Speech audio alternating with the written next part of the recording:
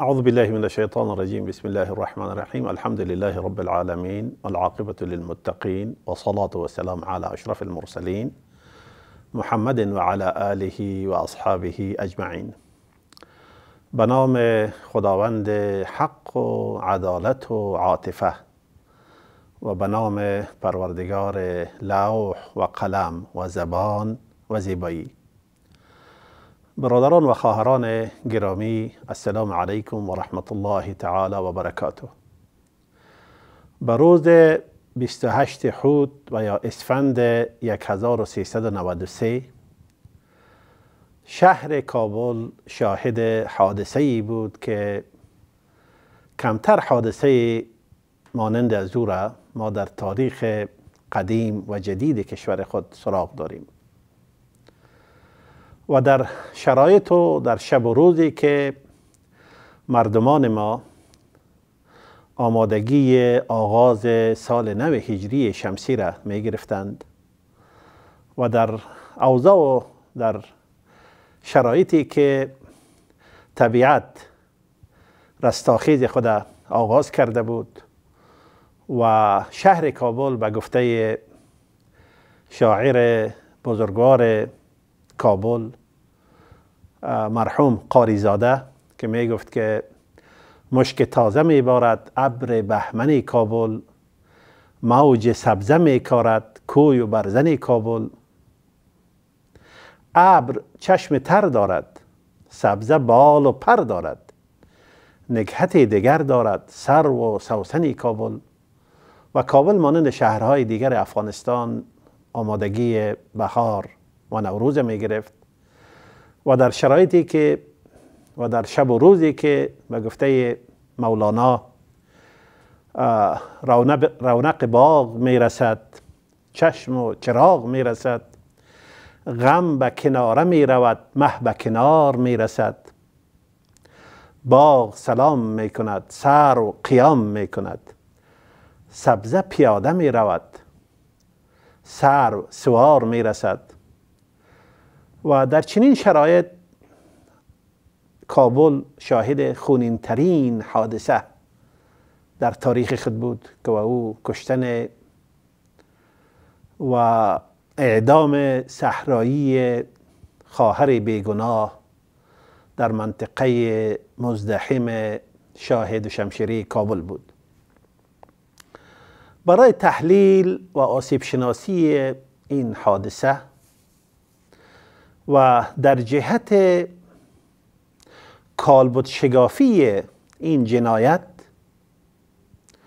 و شناخت آناتومی این فاجعه، دوستان بزرگوار و دانشمند قلم زدند و سخن گفتند و من معتقد هستم که چنین حادثه خونین و چنین تراژدی دردناک نیازمند بررسی های بیشتر است، به خاطری که ما میبینیم این حادثه توسط گروه بزرگ و افراد عادی جامعه صورت گرفت و این زنگ خطر بلندی را به صدا در آورد که اگر اهل فکر و اندیشه و اهل سیاست و حکومت و قدرت و اهل دین و دیانت و اهل فرهنگ توجهی به این نکنه،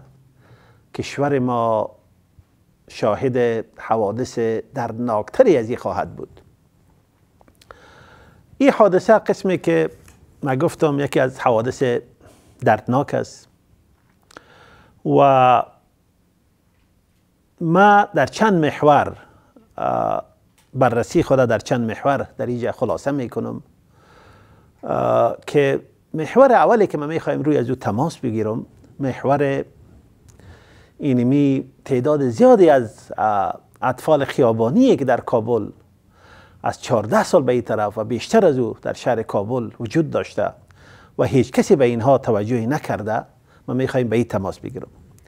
ما هر باری که وارد کابل شدیم، خصوصا در 14 سال اخیر، با دوستانی که در تماس بودیم، با کسانی که همراهیم بوده در کابل، همیشه برشان گفتیم که ما باید منتظر انفجار یک بمب ساعتی در این شهر و در این کشور باشیم.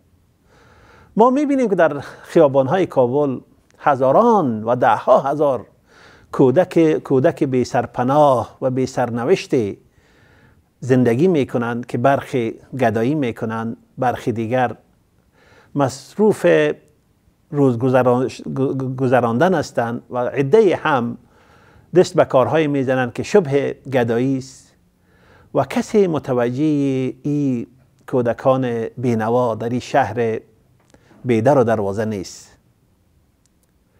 این کودک ها میتونن در آینده افراد بسیار عقدمند بار بیاین و در برابر جامعه عقده داشته باشند. چرا ما میبینیم که ثروت های باد آورده در کابل هر روز میبینیم که انباشته شده و ما شاهد دو قشر هستیم، دو قشر یا دو طبقه از مردم از لحاظ اقتصادی. طبقه ای که ثروت بسیار بزرگی باد برشان آورده و در اختیارشان قرار داده و یک قشر طفیلی در اوج ایجاد شده و ثروتشان به آسمان سر میزنه و گروه دیگری از خانواده ها نان خوردن خود ندارن و جایی ندارن که یک سقفی ندارن که در زیر از او آسوده بگیرن و کودکانشان در خیابانهای کابل بدون سرپرست زندگی میکنن. این کودک ها وقتی که بزرگ میشن افراد عناصر نهایت عقدمند بار خواهند آمد و اینا فرصت و زمینه تعلیم هم ندارند و ما شاهد یک گروه دیگر شبیه این کودکای خیابانی کابل تقریبا 20 سال پیش در کشور خود بودیم که اونمو گروه طالبان است که آمدند و از تمام جامعه انتقام گرفتند، انتقام روزهای دشواری که بالایشان گذشته بود. از شهر انتقام گرفتن، از فرهنگ انتقام گرفتن، از مردم انتقام گرفتن و از هر کسی که سرش و تنش میارزید در این جامعه از او انتقام گرفتن. مسئله دیگی که باید بالای از ما تماس بگیریم اینمی ذهنیت خشونت محور است در جامعه ما. تمام نهادهای جامعه ما با خشونت عادت کرده، نه تنها نظامی ها، نه تنها کسایی که در دستگاه های امنیتی کار میکنند، بلکه سیاستمداران، دانشمندان دین، فرهنگیان، نویسندگان، تعداد زیادی از این طبقه های مختلف و اقشار مختلف جامعه به خشونت عادت کردند که خشونت ما در گفتار و در رفتارشان میبینیم. حتی کسانی که تظاهر به عدم خشونت میکنند، وقتی که متوجه شویم باز هم میبینیم که خشونت در رگهای بدنشان و با اون ذرات خونشان در جریان است. البته ما ملامت هم کرده نمیتونیم مردم به خاطری که در ظرف 30 و یا 40 سالی که گذشت در افغانستان کشورهای مختلف، قدرت‌های بزرگ، کشورهای منطقه، بازیگران فعال در عرصه روابط بین الدول آمدند و کشور ما را تخته خیزی ساختند و جنگ‌های نیابتی در این کشور آغاز شد و گروهی از هموطنان جاهل و هموطنان خودفروخته ما هم نقشی در این جنگ‌ها ایفا کردند و جنگ برای مدت 30-35 سال است که در این کشور جریان داره. آسیاب جنگ بر روی جمجمه مردم در گردش است و آسیاب بر روی خون و استخوان میچرخه و هر روز تراژدی تولید میکنه. این حوادث دستگاه وجود انسان و طرز تفکرش و هسته ذات و هسته شخصیتش دگرگون ساخته و این را با خشونت آغشته ساخته. حادثه‌ای که در شاه دوشمشیره گذشت مظهر روشن اینمی خشونت محوری در جامعه ما بود که تمام جامعه در برابر از این مسئولیت داره. در رابطه با این خشونتی که در اونجا گذشت، ملا صاحبان مساجد، و هنرمندان و نویسندگان و اصحاب حکومت و دولت مردان و اهل سیاست و اهل رسانه های جمعی همه نقش دارند. ما همه مسئول هستیم در رابطه با حادثه‌ای که در اینجا گذشت.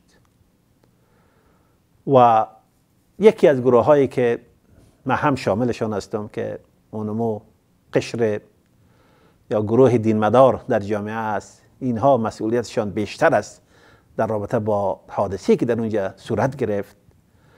و البته ما میبینیم که مراکز تعلیم دینی ما در کشور و مساجد ما در بیشتر حالتها و امامان ما، گروه بزرگی از امامان و ملا صاحبان مساجد، بجای آن که در رابطه با اخلاق و تهذیب و ادب که اساس دعوت اسلامی است، در رابطه با این کاری انجام بدن، کوشش میکنند که احساسات جوانان برانگیزند.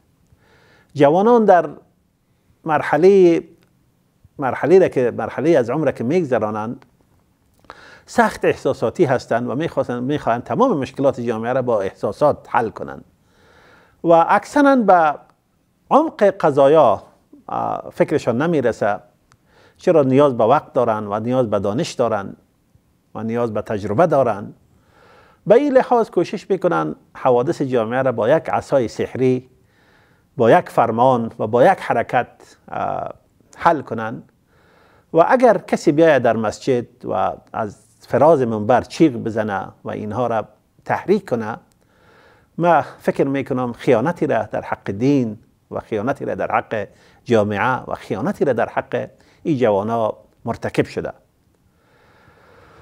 ما در جامعه خود فعلا نیازمند قرائت انسانی از این دین هستیم.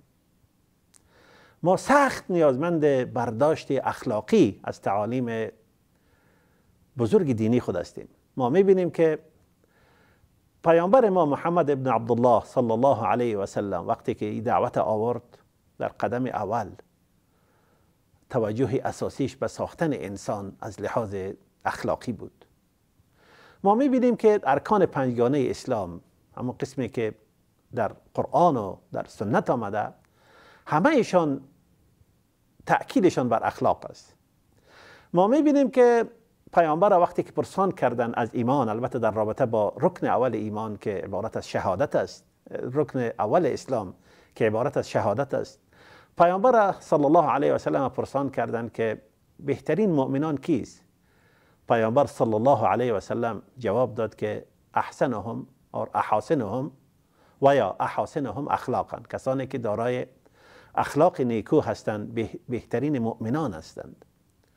و همچنان میبینیم وقتی که نماز در اسلام فرض میشه و قرآن کریم از حکمت نماز حرف میزنه، میگه که ان الصلاة تنها عن الفحشاء والمنکر. نماز انسان مسلمان از عمل زشت و همچنان از منکرات، کنمو عمل کردهای غیر اخلاقی در جامعه است، از اینها منع و نهی میکنه. روزه هم یکی از ارکان اسلام است که انسان مسلمان تمرین میده که چطور در امتداد شب و روز خود کنترل کنه و زبان خود کنترل کنه و چشم خود کنترل کنه و اگر کسی در برابر گستاخی هم میکنه بگویه که من روزه دارم. و در حدیثی که آمده پیامبر اسلام صلی الله علیه و سلم میگه که خداوند نیازی به تشنگی و گرسنگی شما نداره، اما هدف از روزه است که سلوک انسان مسلمان و عمل کردش اخلاقی بسازه و شخصیتش بسازه و شخصیت انسان مسلمان در کوری رمضان گداخته شود و شکل بگیره. زکات هم یکی از ارکان اسلام است که زکات هم به معنی تزکیه است، به معنی پاک کردن است، که از لحاظ اخلاقی زکات انسان مسلمان تزکیه میکنه. در قرآن آمده یزکیهم، یعنی تزکیهشان میکنه، پاکشان میسازه. و زکات حتی از لحاظ عملیش وقتی که یک انسان یک انسان فقیر در جامعه کمک میکنه، این یک کار، یک عمل اخلاقی را انجام داده. حج، در حج اگر ما فلا رفث ولا فسوق ولا جدال فی الحج، اگر در حج ما کارهای غیر اخلاقی انجام بدیم و دست به مناقشه و جنگ بزنیم و فسوق پیشه کنیم و گناه پیشه کنیم، حج ما در اونجا، شرایط حج در اونجا تکمیل نمیشه و حج ناقص می باشه. به می رقم در سر و پای متون دینی ما می بینیم که اهمیت بزرگی به اخلاق گذاشته شده. قرآن کریم وقتی که از اخلاق گپ میزنه، از خصوصیات پیامبر اسلام گپ میزنه، انک لعلی خلق عظیم، تو دارای اخلاق بزرگی هستی. پیامبر اسلام صلی الله علیه و سلم وقتی که گپ حرف میزنه در رابطه با رسالتی که آمده به خاطر تکمیلش، میگه که لأتمم مکارم الاخلاق، ما آمدیم تا ای که بزرگمنشی های اخلاقی را به پایه اکمال برسانم. کاری که در شاه دوشمشیره صورت گرفت کار کاملا غیر اخلاقی بود، غیر انسانی بود و غیر اسلامی بود. مسئله دیگری که ما باید به او توجه کنیم است که ما در شهر کابل با یک مشکل دیگری هم برمیخوریم و او مشکل فقدان فرهنگ شهری است. شهر کابل فعلا نه روستاست، نه بیابان و صحراست و نه هم شهر است. در اینجا ما میبینیم که گاهی دیده میشه که حتی چوپانها رمه‌های ما خودم به چشم سر دیدیم که رمه‌های بی سر و پای در قلب شهر نو در داخل جاده ها میچرند. در شهر کابل شاید به 10,000 سگ ولگرد در اونجا باشه و کسی در فکر حل این مشکل نیست. شهرها دارای فرهنگ خاصی اند که در جامعه شناسی و همچنان یک رشته خاصی است که urban studies در جامعه پیشرفته در دانشگاه ها تدریس میشه و شهرها از خود دارای اخلاق و آداب و فرهنگ مشخصی اند. به عنوان نمونه یکی از دانشمندان علوم اجتماعی به نام مکس وبر، او خصوصیت او یک کتابی به نام شهر داره و در اونجا خصوصیت هایی را برای شهرها بیان میکنه. یکی از خصوصیت های شهرها تحسینات دفاعی است که شهرها باید تحسینات دفاعی داشته باشند. دیگه از لازمه شهر بازار است و مارکت. لازمه دیگه شهر سیستم قضایی و محاکم است که سیستم قضایی و محاکم فعال در او شهر باشه. خصوصیت دیگه شهر و شهروند، کسایی که در شهر زندگی میکنه و شهریان، اونمو حس تعاون و حس همکاری و حس شهری است که در برابر شهر احساس مسئولیت میکنند و همچنان یک در این رابطه مثلا و همچنان خصوصیت دیگه است که زمامداران و مسئولان شهر از طرف مردم تعیین و انتخاب شوند.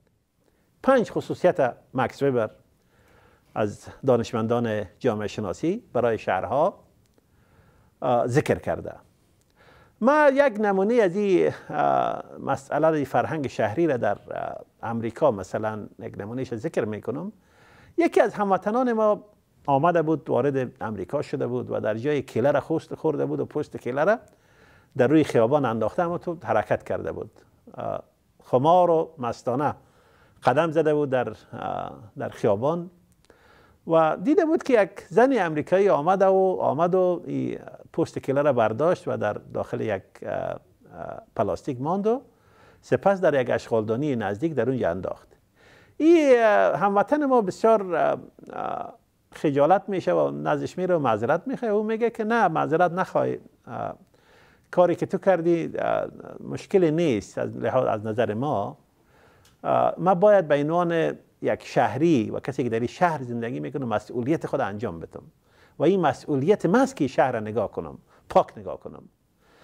فکر میکنم مسئولیت خودش احساس مسئولیت بخش بزرگی از مشکلات ما را حل میکنه، که چیزی که در وجود متاسفانه آدم بگوید در وجود شهریان ما دیده نمیشه و در این راستا قدم هایی هم برداشته نشده، ولو قدم های بسیار کوچک، که در این رابطه کارهایی صورت بگیره و ما بتونیم که قدم به قدم مشکلات خود حل کنیم. در رابطه با فرهنگ شهری وقتی که حرف میزنیم، یکی از عناصر اساسی فرهنگ شهری در کابل سنت جوانمردی بود. شهر کابل یکی از کانونهای پر افتخار سنت عیاری و سنت جوانمردی بوده است. کابل دارای کاکه ها و جوانان و عیارانی بود که نام ده‌های تن از این عیاران در تاریخ ثبت است و گروه زیادی از نویسندگان ما در رابطه با زندگی از این عیاران و از این کاکه ها نوشته کردند و تعدادی از فرزندان و نواده های نیمی عیاران تا هنوز هم زنده هستند و حکایت های زرینی از این بزرگای تاریخ به یاد دارند. در سنت جوانمردی و عیاری و کاکگی احترام به زن اهمیت بس بلندی داره.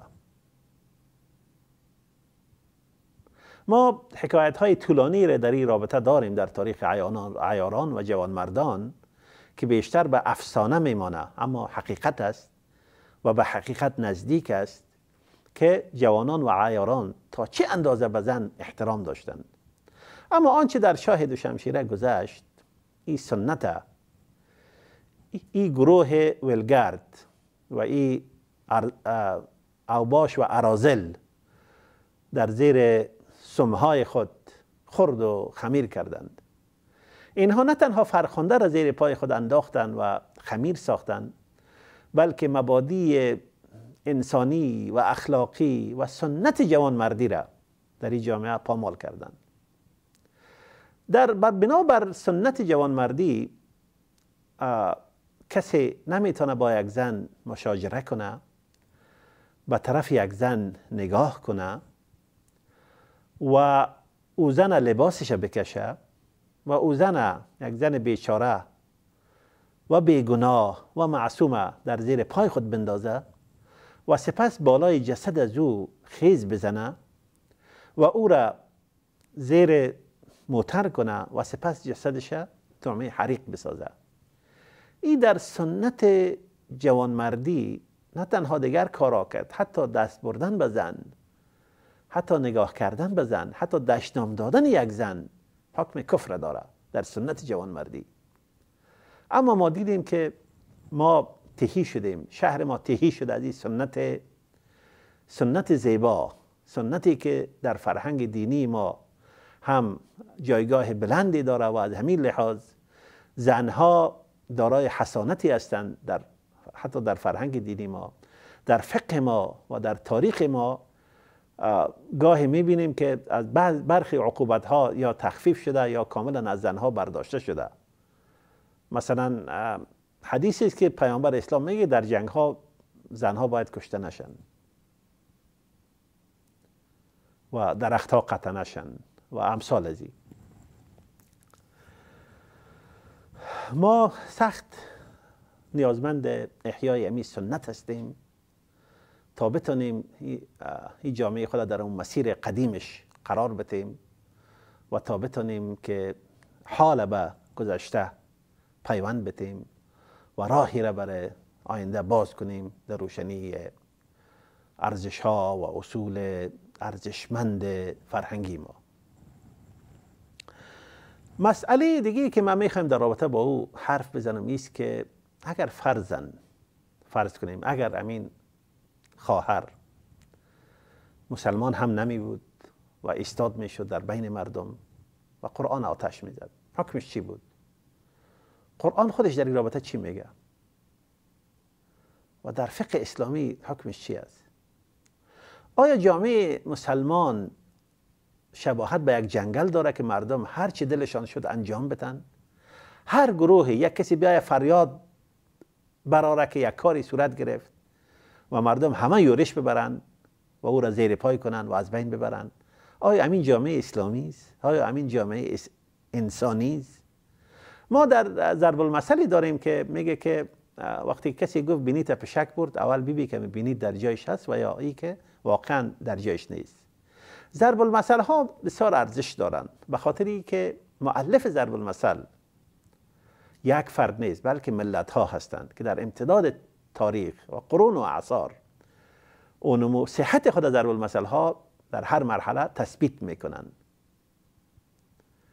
و ملت ها این ضرب المثل ها را تأکید میکنند بالایش و این را به اثبات میرسانند صحتش. اما در اینجا میبینیم که مردم یورش بردن و زن بیگناه زیر پا انداختن و شهیدش کردن، بسیار به صورت غیر انسانی، نمیگم نامردانه بلکه حتی غیر انسانی. ببینیم که خود قرآن چی میگه در رابطه با همچو امری و پیامبر چی میگه صلی الله علیه و سلم. حدیثی است که میگه که من رأى منکم منکرا فلیغیره بیده فإن لم یستطع فبلسانه فإن لم یستطع فبقلبه و ذلك اضعف الایمان. اگر شما یک منکری را دیدین، این منکر میتونه هر چیزی باشه، او را کوشش کنید به دستتان تغییر بدین. اگر نتونستین به زبانتان و اگر نتونستین به قلبتان. و تغییر دادن منکر با قلب به معنی انکارش است و تغییر دادن خود است در حقیقت امر. این برخی از مسلمانان و حتی برخی از امی کسایی که خود علمای دین میگه این رقم برداشت داره، میگه که در جامعه هر جایی که دیدین یعنی منکر است شما برین و او را با دستتان تغییر بدین، در صورتی که فهم حدیث، ترجمه تحت لفظی حدیث بسیار کار ساده است، اما فهم حدیث که ما مشکل کلانی در جامعه اسلامی، مشکل کلانی در رابطه با او داریم است که بسیار کم کسانی هستند که حدیث، مفهوم اصلی حدیث درک میکنن و حدیث رابطه میتن، پیوند میتن با تمام دستگاه بزرگ معرفت دینی و اصول دینی، با قرآن و با حدیث و با عقل و با دیگر اصولی که مسلمان ها به او معتقد هستند. مفهوم حدیثی است که اگر یک منکری در جامعه صورت میگیره، باید زمامداران و مسئولان دولتی و رسمی جامعه که مسئول تغییر دادن جامعه با دست هستند که عبارت از اونمو قوه اجرائیه است، باید اونا در این رابطه تصمیم بگیرند. تغییر دادن منکر با دست و تنها این منطبق است به وظایف و مسئولیت های حکومت و مدیریت کشور.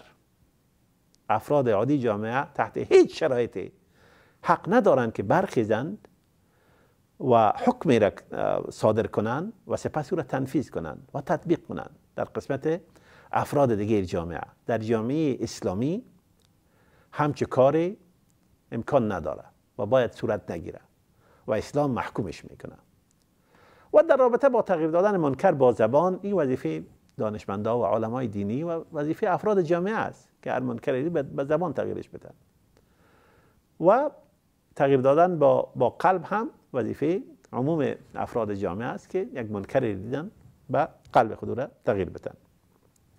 این برداشت است که از این حدیث دانشمندان بسیار معتبر و دانشمندان بزرگی در رابطه با این حدیث به می شکلی حدیث فهمیدن. مسئله دیگه است که اگر یک کسی قرآن به هدف اهانت آتش بزنه، حکمش چیست؟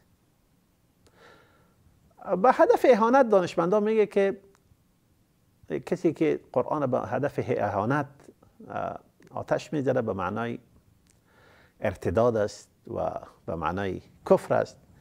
و حتی اگر کسی کافر هم میشه، یک زنی اگر کافر هم شوه، اما قسمی که کاسانی در بدایع صناعی میگه، یکی از دانشمندان بزرگ فقه حنفی، حکمش حبس است نه قتل، و او هم از طرف به حکم محکمه و قضا و از طرف حکومت، نه از طرف مردم. در رابطه با ارتداد سخنان زیادی گفته شده. مرتد شدن،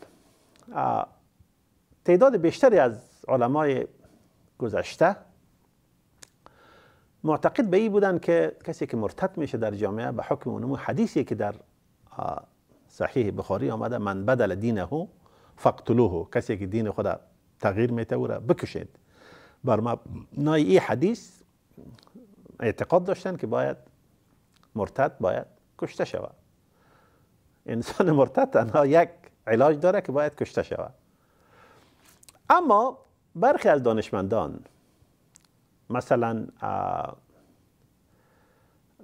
طه جابر العلوانی، مثلا رمضان البوطی، طارق سویدان، دانشمندان زیاد معاصر معتقد به این هستند که قرآن کریم خودش آزادی عقیده را تضمین کرده و قرآن در آیت 99 سوره یونس میگه که افانت تکره الناس ان یکونوا مؤمنین، به این معنا که آیا اگر پروردگارت میخواست مردم همه مسلمان میبودن و همه را مسلمان میساخت، آیا تو مردم ناگزیر میکنی ای پیامبر که مسلمان باشند؟ در آیت 29 سوره کهف قرآن میگه که الحق من ربک فمن شاء فلیؤمن و من شاء فلیکفر. حق از طرف پروردگارت است، هر کسی که بخواد مسلمان باشه مسلمان باشه و هر کسی که میخواد که کافر شوه کافر شوه. در آیت 6 سوره الکافرون ما میخوانیم که لکم دینکم ولی دین.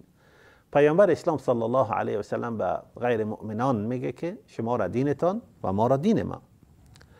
در آیت 226 سوره بقره آمده که لا اکراه فی الدین، میگه که در دین اکراهی نیست، در پذیرش دین و در قبول دین هیچ گونه اکراه و زور و فشار نیست. در آیت 22 سوره غاشیه آمده که لست علیهم بمسیطر، تو ای پروردگار بالای آنها سیطره نداری و تسلطی نداری.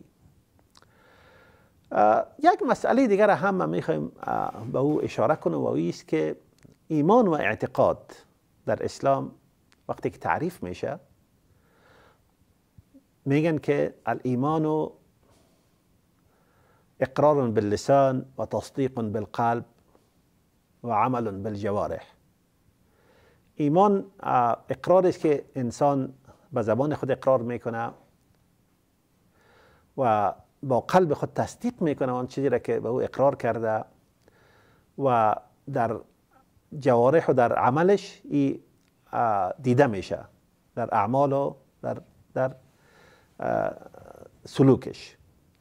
در این سوالی که پیدا میشه است که اگر ایمان به زور باشه و به اکراه باشه و به فشار باشه، چطور میتونیم که ما یک کسی که اعتقادی نداره، یعنی چطور میتونیم ایمان با زور وارد قلب مردم بسازیم، وارد دستگاه ذهنی و فکری و مغزیشان بسازیم؟ این اساساً امکان نداره.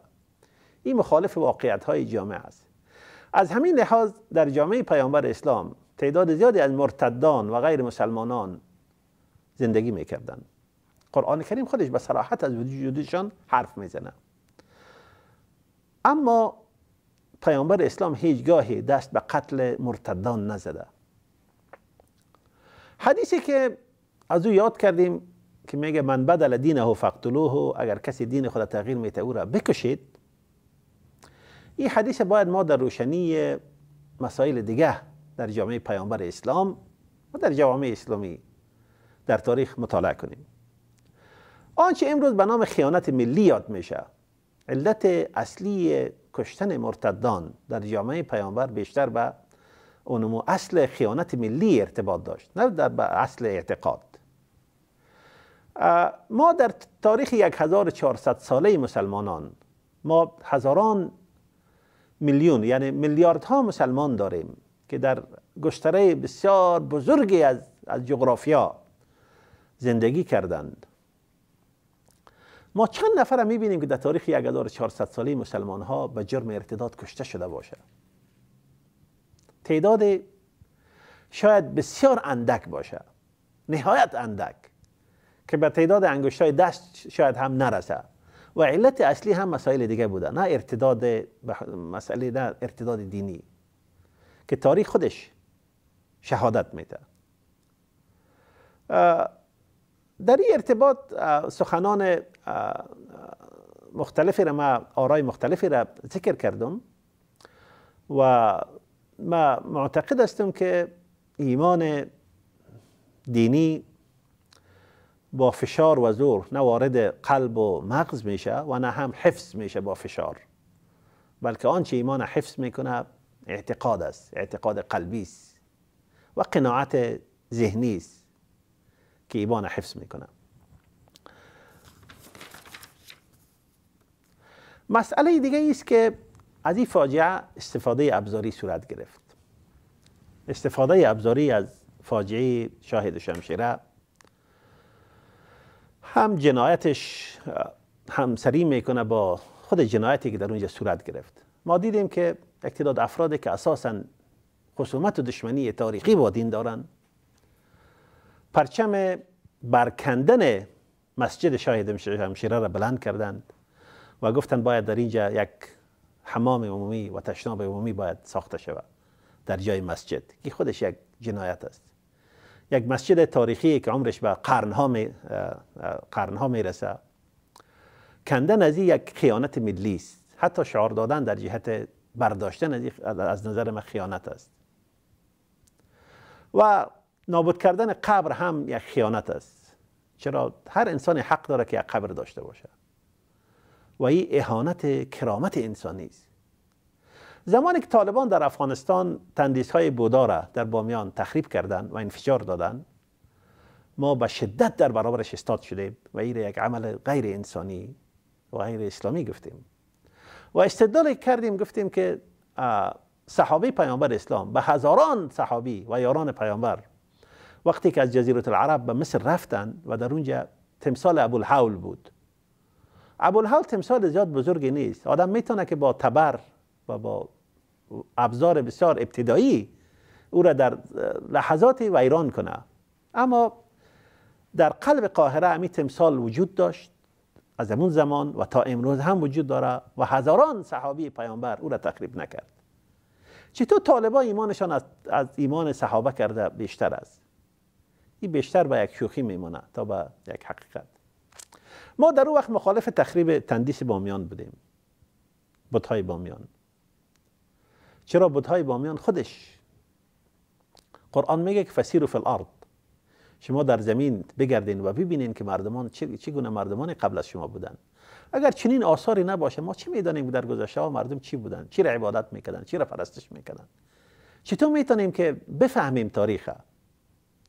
بت چیزی نیست که از سنگ و چوب ساخته شود. بت چیزی است که به غیر از خدا پرستش میشه. میشه انسانی باشه با لنگی و ریش دراز اما در اساس خودش بت باشه. میشه انسانی باشه که به یک شکل دیگه این بت باشه. اما به هر حال دیدیم که در جامعه افغانستان استفاده ابزاری از این حادثه صورت گرفت. برخی ها در صدد تغییر جاده شاهد شمشیره به نام جاده شهید فرخنده هستند. من فکر میکنم ما نباید قضیه بزرگی به مانند شهادت این خواهر مظلومه تا سرحد جنگ های ایدئولوژیک پایین بیاریم و این جنایت است در حق عدالت و جنایت است در حق این خواهر مظلومی که در اونجا در زیر پای گروهی از اراذل و اوباشان در اونجا به شکل بسیار فجیع شهید شد و قربانی شد و جسدش طعمه حریق گردید در پیش چشم مردم. یک مسئله دیگر هم میخوایم به او اشاره کنیم و او رویارویی دینی و مدنی است.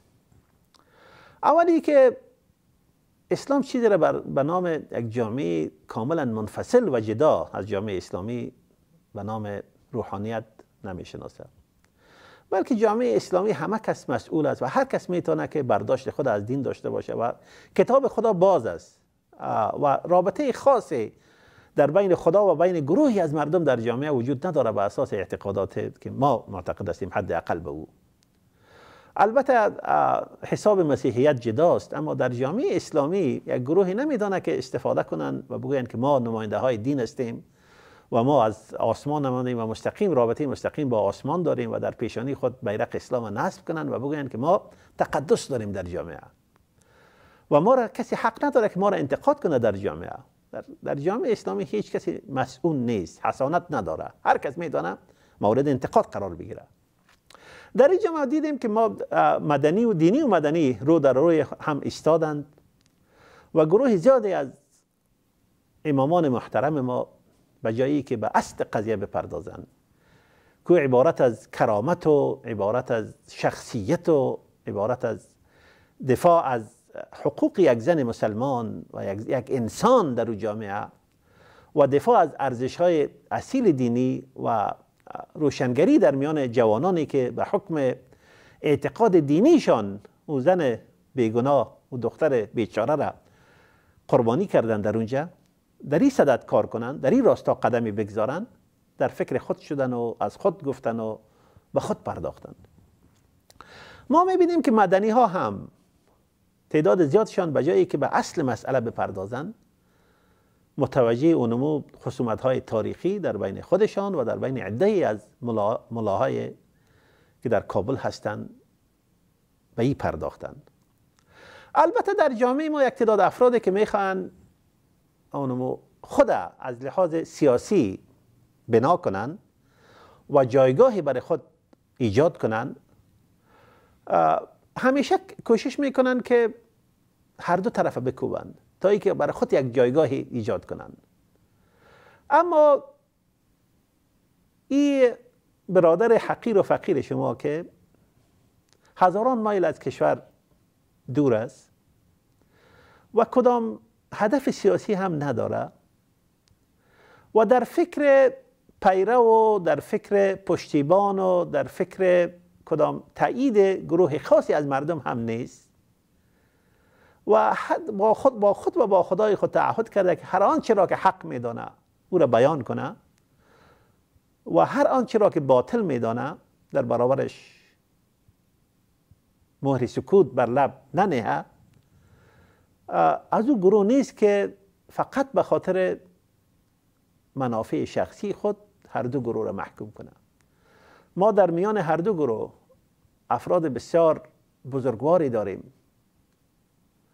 ما نمیتونیم در یک جامعه دو صفحه ایجاد کنیم بس است که کشور من سخت بیمار است، آزارش مده، زخمها دارد، نمک بر زخم آن کمتر فشان. جامعه ما مصیبت های فراوانی دارد، زخم های خونین در این جامعه وجود دارد.